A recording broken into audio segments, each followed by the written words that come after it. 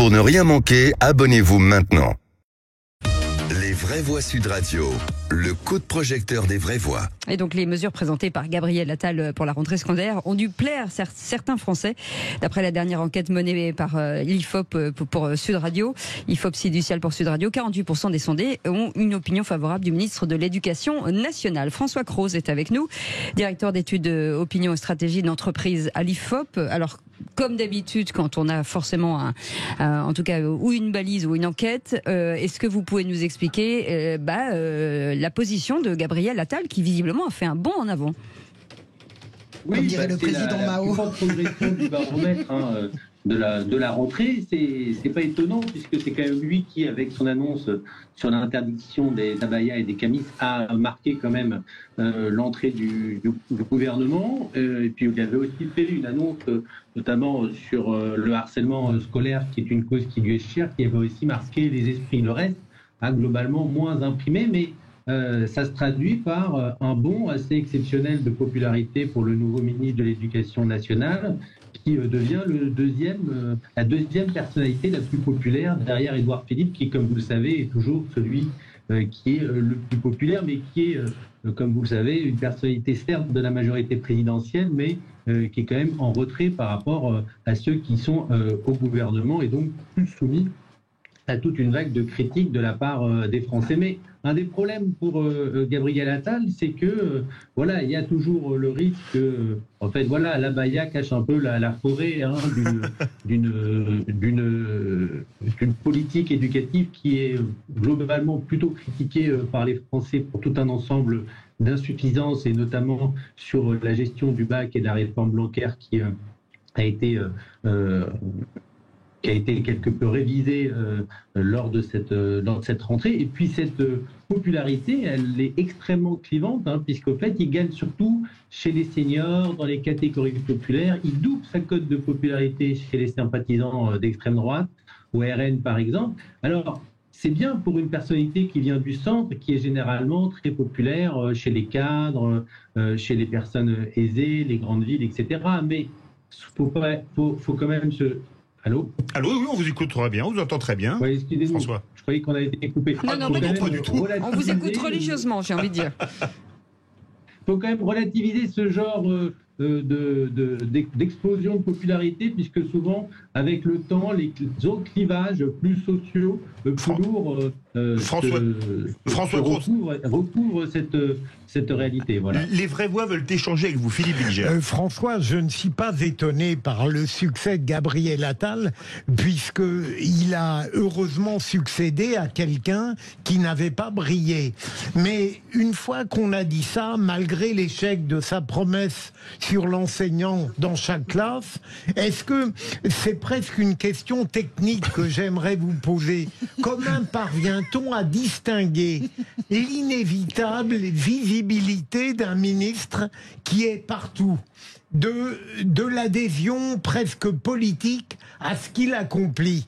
Comment parvient-on à distinguer dans ces suffrages ceux qui relèvent d'une implacable visibilité ou bien d'une adhésion profonde à son projet? Voilà, je crois que c'est surtout lié parce que le projet de Gabriel Attal en matière d'éducation, il est encore trop neuf, il n'est pas assez identifié par les Français. Je veux dire que là, la mesure qu'il a annoncée, elle est soutenue par 81% des Français, elle est aussi massivement soutenue par les électeurs de gauche, 79% des sympathisants LV et 58% des sympathisants LFI. En gros, quand on met en place une mesure aussi consensuelle, on en bénéficie au moins à court terme. Après, l'enjeu, c'est de réussir à transformer cet essai et à aller au-delà de la question des atteintes à la laïcité, puisque les attentes des Français sont beaucoup plus larges. Ouais, François, c'est intéressant. Est-ce que je peux me substituer à vous, mon cher François, et répondre à mon cher Bilger Philippe? Comment on fait la différence? Et quand on rentre dans les intentions de vote, il ne faut pas confondre, vous serez d'accord, il ne faut pas confondre la popularité et les intentions de vote. Parce que vous voyez, François Hollande, qui n'a pas pu se représenter, il est en hausse de 4%, et il est évident qu'il ne pourra jamais se représenter. Imaginez François Hollande se présentant. Moi, je suis très gêné par ce nouveau produit qu'on nous vend, Gabriel Attal, Attal, il connaît très bien le fonctionnement médiatique, donc il a fait avec la Baïa ce qu'il devait faire, son bon coup de rentrée. Je crois, moi, que c'est tout à fait un feu de paille, absolument, parce que on a le même à l'Élysée, alors beaucoup plus talentueux. Moi, je dis, c'est une grosse vanne, mais je la pense vraiment. Je pense que Gabriel Attal, il a beaucoup de défauts d'Emmanuel Macron, une grande arrogance, il est assez coupé du terrain, et sans avoir les qualités. Donc, pour moi, c'est tout à fait éphémère. Il n'a pas le même âge non plus. Mais il est pas loin. Il a 34 ans. Il est pas si loin. Imaginez pas en plus qu'Emmanuel Macron va laisser quelqu'un lui succéder qui sera encore plus jeune que lui dans l'histoire de France. Alors on va arriver le type, il sera président à 21 ans ou la nana. J'ai juste une question. Je termine vite, François. Je constate que les politiques font une très bonne rentrée. Je vois plus 5 pour Olivier Faure. J'en reviens pas. Je vois Anne Hidalgo en hausse. Je vois à droite Laurent Wauquiez. C'est un baromètre très positif en fait, à part pour Zemmour et Marine Le Pen qui sont en baisse. Alors c'est surtout en fait les membres de la majorité présidentielle et de la Macronie qui progressent puisqu'ils étaient complètement plombés par la séquence des retraites. Vous voyez ? Ouais. Donc avec la séquence des retraites, il y a vraiment eu un effondrement assez général. Après, la gauche, et notamment la gauche radicale, a pâti de la séquence des émeutes. On l'a vu notamment chez les personnalités de type LFI. Et alors, deux mois plus tard, après les vacances, tout le monde remonte. Mais parmi ceux-là, il y a quand même des personnalités comme Attal qui ressortent du lot. Mais vous avez raison. Mais on est sur des grosses progressions. On a du plus 5, plus 8. Mais François Cros, il y a aussi Olivier Véran qui passe de la 10e place à la 5e, ce qui est une progression aussi énorme. Après, il est devenu porte-parole du gouvernement. Donc, grande visibilité. Il n'est plus associé uniquement aux questions de santé. Et fait partie des rares figures de la Macronie qui impriment dans l'espace médiatique et public. Je suis assez intéressé de voir, pardonnez-moi, juste aussi sur la droite, parce qu'il faut quand même rendre à César ce qui est à Jules, quand même les personnalités de droite réapparaissent quand même dans ce classement. Je vois Laurent Wauquiez, je vois Gérard Larcher, je vois Christian Estrosi. C'est quand même, ils sont pas très hauts, mais quand même ils sont pas aussi enfoncés qu'on veut bien le dire en réalité, non ? À part Bruno Retailleau, globalement, les augmentations sont plutôt faibles. On est du plus 1, plus 2, voire plus 5 pour Retailleau. Plus 5 pour Retailleau. Globalement, la droite, c'est pas tellement là où ça se passe. Elle avait bénéficié quand même d'une sorte de regain favorable aux forces de l'ordre, aux partis de l'ordre lors des émeutes. On avait vu dans nos intentions de vote que les listes LR, par exemple, aux européennes, progressaient de manière sensible. Désormais, je suis pas très sûr qu'elle profite actuellement des enjeux liés à la rentrée. Peut-être qu'avec le débat sur l'immigration, ils vont plus profiter des choses. Ce qui est incroyable, c'est Édouard Philippe qu'on entend nulle part. Oui, mais quand il fait une intervention médiatique, elle est assez réussie quand même. Non, moi, ce que je voulais savoir, ce que je voulais demander, c'est est-ce que la popularité de Gabriel Attal baisse à gauche quand il implémente des mesures qui sont plutôt connotées à droite, comme l'interdiction de la Baïa récemment ? Non. Alors, il faut savoir qu'à gauche, les sympathisants de gauche étaient aussi très favorables, comme je vous l'ai expliqué, à la Baïa, mais pour eux, ce n'était pas l'enjeu prioritaire de cette rentrée. Donc, globalement, il explose Attal à la droite de la droite et à droite. Il fait plus 35 points chez les électeurs Le Pen ou Zemmour, plus 25 points chez les électeurs Pécresse. Wow. Et il est stable, ou il baisse légèrement à gauche. Notamment chez les sympathisants ELV qui sont souvent quand même parmi les moins sensibles aux enjeux identitaires ou de laïcité. En gros, il se déporte à droite de manière très sensible, ce qui peut toujours être intéressant, mais c'est rare que dans une perspective vraiment électorale, donc comme le disait très bien tout à l'heure, il y a une différence entre une cote de popularité et une intention de vote, et souvent ces gens-là, ils préfèrent l'original à la copie. Vous pensez que Gabriel Attal, c'est un fécu de paille, ou vous pensez que c'est le nouvel homme fort de la majorité, appelé au 0826 300 300 ? Avec Baptiste qui est avec nous, de Boulogne-Billancourt. Baptiste, une réaction de ce bond en avant? Ça m'inspire deux choses, ce débat. La première chose, c'est que je pense que Gabriel Attal est surtout l'homme qui a été choisi par Emmanuel Macron pour aller enquiquiner Édouard Philippe. Voilà, ça c'est la première chose. Et le deuxième point, c'est que il faut saluer le talent quand on le voit. Être capable de traverser la séquence de la rentrée des classes sans qu'on s'attarde sur le nombre de profs qui manquent, le nombre d'élèves par classe, la façon dont les programmes partent à volo, pour ne parler que d'une robe, je trouve que c'est vraiment du beau boulot. Voilà, donc c'est du beau boulot pour rhabiller la com du gouvernement, mais c'est du beau boulot quand même. C'est un responsable de communication qui vous parle. Moi, j'entends ce que vous dites, Gabriel, mais je pense que... C'est pas Gabriel, pardon. C'est pas Gabriel Attal au téléphone. Mais j'entends ce que vous dites. Moi, je pense que tout ça, c'est très précisément ce qui est en train de nous tuer. Et ça nous tue, c'est pas moral ce que je dis, ça nous tue réellement dans les urnes, parce que je crois que les Français voient tout, ils voient toutes les ficelles, ils voient les ficelles d'Attal, comme ils voient d'ailleurs les ficelles de la gauche, etc. Ils sont de plus en plus, bien sûr, ils sont de plus en plus lucides sur tout cela.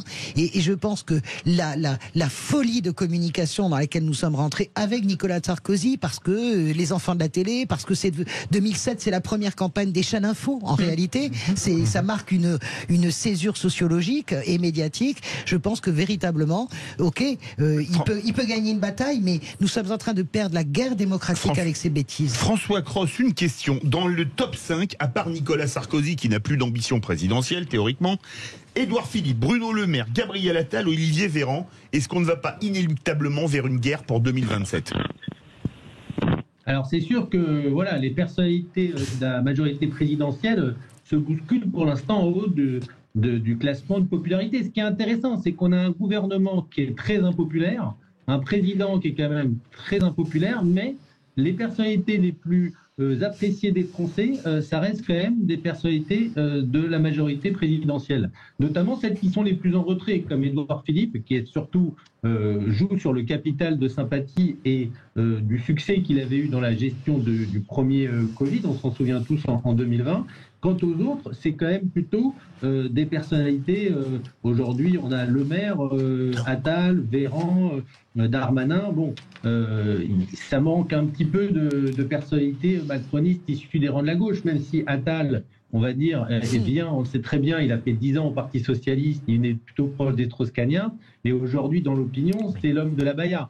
Donc, il est quand même là aussi populaire parce qu'il est sur des positions qui sont marquées à droite. Ça manque de femmes, hein, François, à part Rachida Dati, qui baisse un peu, mais qui est toujours là parce que c'est quand même une personnalité. Maintenant, je pense qu'il fait complètement partie de la vie des Français en réalité. Et Elisabeth Borne, Philippe Bilger. François, je suis très intéressé par le score tout à fait valable de Fabien Roussel, qui, si je vois bien, est le premier homme de gauche dans le classement. Non, ça, il y a François Hollande avant, mon ami. Oui, mais je parlais de la gauche. non, et puis de la gauche en activité.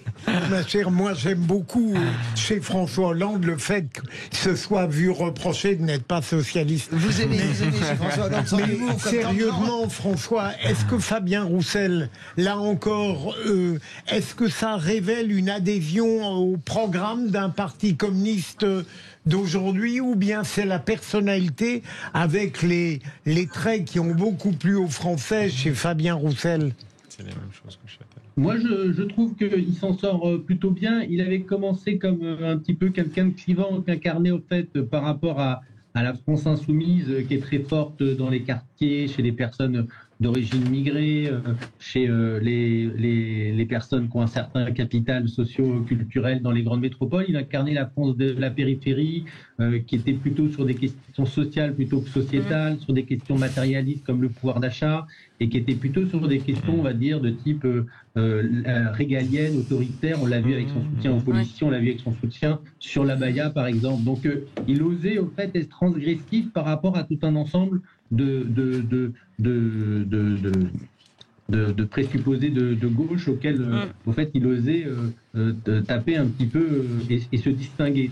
Pour l'instant, ce qui est intéressant, c'est qu'en fait, il est quand même populaire à gauche. C'est-à-dire qu'un des problèmes qu'il avait pendant la campagne présidentielle, c'est qu'il était très populaire chez les sympathisants de droite, mais moins chez les sympathisants de gauche, ce qui explique pourquoi il a fait que 2%.